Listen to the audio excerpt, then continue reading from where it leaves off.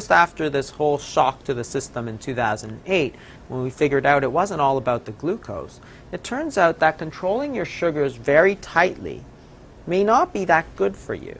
Okay, so this is what we thought. So if you take people on metformin, which is just the pill, now you step them up to another treatment, so the metformin plus another drug or metformin plus the insulin. And this is your hemoglobin A1C. This is how well your sugars are controlled. Now, we used to think that the better your sugars are controlled, the lower your risk of dying.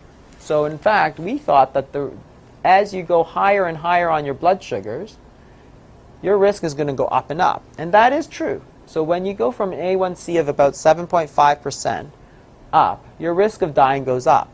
But when you're taking insulin, as your sugars get better and better, your risk doesn't go down, it starts to go back up. Now, if you just think about diabetes in terms of the blood sugars, you'll never understand why this is. This here, as your sugars go up, your risk of dying goes up, right? So this is the toxicity from the high sugars. But this is the toxicity from the high insulin.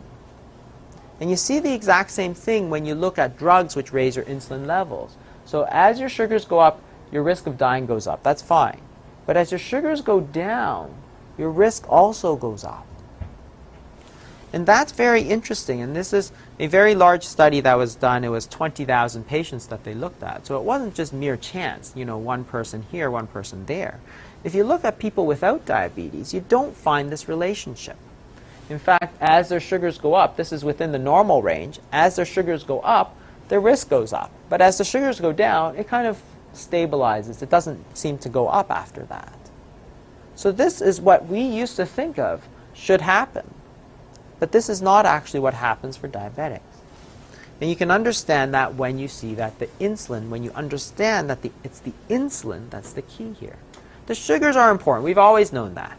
But it's not just about the sugars. And in fact, in the very recent, I think in 2013, there was a new insulin which was introduced to the market. And the difference was that in the old days, kind of before 5 years ago, you could just introduce insulin and say, oh, you know, here's a new insulin, look, it controls the blood sugars, and then get it on the market. Starting a few years ago, about 5-6 years ago, they started to require that these companies keep track of the patients and see how they did. And so they introduced a new insulin, a new type of insulin. And they introduced it in Europe and Canada, but they, as part of the process, they actually had to keep track of these patients to see how they did. And so this is the first insulin that's ever had to go through that kind of scrutiny.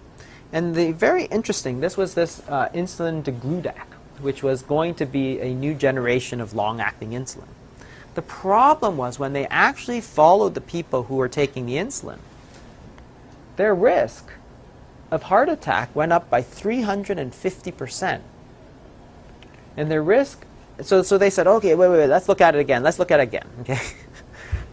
They said, give us a second. Let's look at it again. So they looked at major adverse cardiovascular events.